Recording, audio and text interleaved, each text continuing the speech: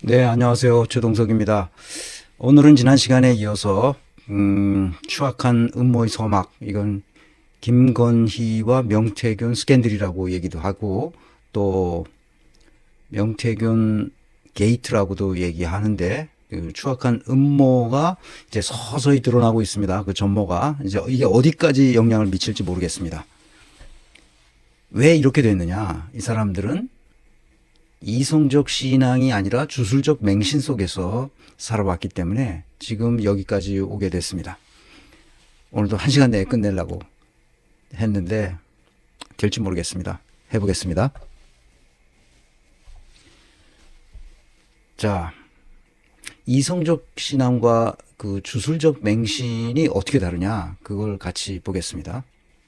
최근 소식을 일단 먼저 보죠. 헌재가 검사 탄핵한 이창수와 최재훈 부장검사, 그 밑에 검사, 이렇게 세 명이서 지금 탄핵 그 심판을 받고 있습니다. 오늘 변론을 시작한 것 같은데, 오늘 변론한 거를 보니까 빨리 끝날 것 같습니다. 너무나 명백하기 때문에.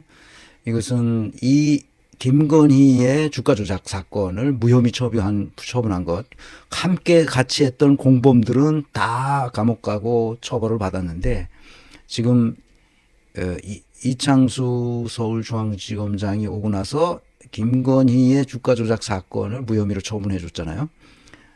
그것 때문에 지금 탄핵 심판 중에 있습니다. 오늘 헌재에서 하는 거 보니까 변론도 다음 주 24일이면 다음 주일 텐데, 다음 주인가 그 다음 주인가 모르겠는데 2월 내에 끝날 것 같습니다. 그러면 한 달 있다 할지 모르겠습니다.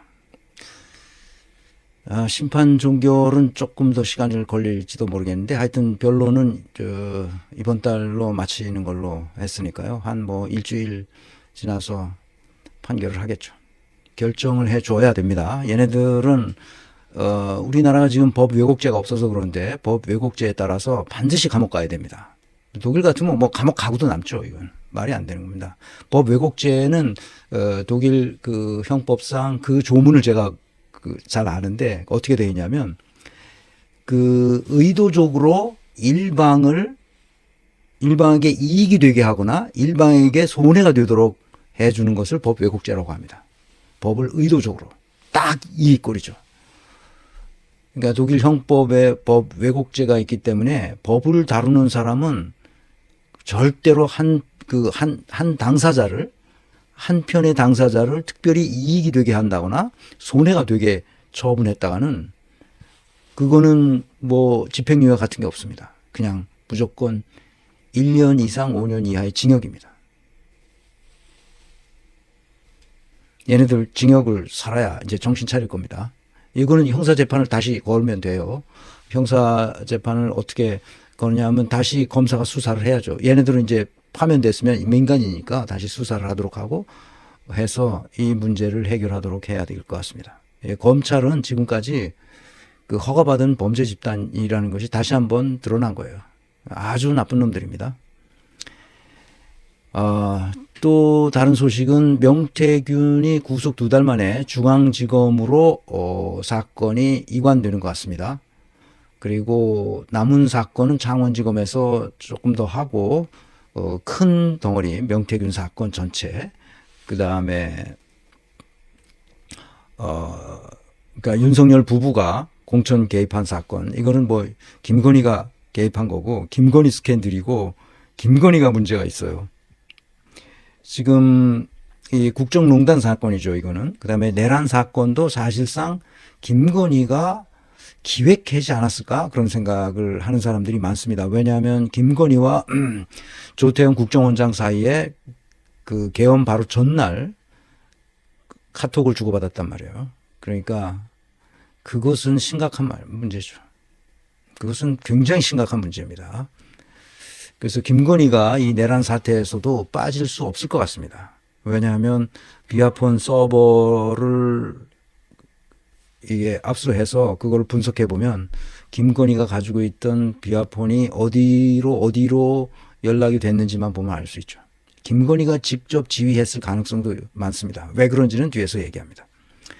명태균 의혹 관련자 추가 기소했죠. 그래서 추가 기소를 할 것인데 남은 사건은 서울중앙지검으로 옮기고 중앙지검은 윤석열이 공천 개입한 것을 조사하고 창원지검은 국가산단 의혹, 창원 국가산단 의혹이 남아있으니까 거기도 또 큰 문제가 있습니다. 김용선 전 의원과 남동생들 그다음에 강혜경 등은 이제 기소하는 것으로 했다고 합니다. 이것도 안 하려고 했던 것이 강혜경이 계속 불고 그다음에 그 나머지 그 창원에 있는 검사나 수사관 누구가 계속 자기네가 이걸 안 하려고 하는 거를 빼돌려서 봉지욱 기자한테 보내고 뭐 해서 다 알려지게 되니까 더 이상 이제 손 들은 거죠. 안 되겠다. 자, 국회의 전기를 끄는 CCTV가 포착됐죠. 여의도도 봉쇄하고 수거팀도 구성해서 노상원 수첩에 실제로 이행됐습니다. 노상원 수첩이 어마어마한 거죠. 70페이지짜리나 되는 70쪽짜리 노상원 수첩에 국회가 있는 여의도 봉쇄가 가장 중요하다고 다뤄지고 있고 여의도 매복 점령하고 진입로를 봉쇄하고 울타리를 방어하고 도시락을 준비해서 봉쇄 기간을 2, 3주로 한다는 깨알 같은 계획이 담겨 있어요. 12.3 비상계엄 때 군이 국회로 출동해 국회의 권능 무력화를 시도해 위법한 내란으로 규정되는데 노상원 수첩에는 국회 무력화 계획이 구체적으로 담겨 있어요.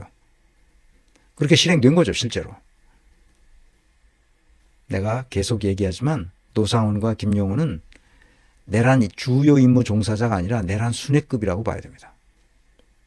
그러니까 어마어마하죠. 이 친구 이거 얘기 들어보니까 이 친구가 한국판 킬링 필드를 만들려고 했었던 거 같죠. 그건 한 수천 명, 한 10,000명 이상 되는 인원을 전부 골라내서 그냥 살려두는 게 아니라 그냥 다 없애버리는 거죠. 그래서 수거한다는 거야. 그래서 배를 태워서 저 백령도 쪽으로 가다가 배를 수장시켜버리는 그런 방식으로 계획을 했죠. 엄청난 일이 벌어진 겁니다. 이놈이 그놈인데 노상원이죠. 노상원 수첩석에 이름과 실제 체포 명단들이 쭉 있습니다. 그걸 그대로 타이핑한 겁니다. 자, 이제 대선이 곧 가까워졌죠. 그 대선의 차기 대선 가상 양자 대결 보면 이재명이 압도적입니다. 뭐 그럴 수밖에 없어요. 국힘당은 인물이 없습니다, 기본적으로. 그러니까 자꾸 다른 데서 데리고 오잖아. 윤석열도 그래서 그 이준석이가 데려다가 만들어놨는데 이 꼴이 된 거지. 이준석도 참 박복한 아이예요. 박복한 아이. 그 자기 꾀에 자기가 넘어가는 놈이야. 아휴, 그런 놈이 젊어서 뭘 배웠는지 그 부모가 뭘 가르쳤는지 도대체가. 자, 넘어갑시다.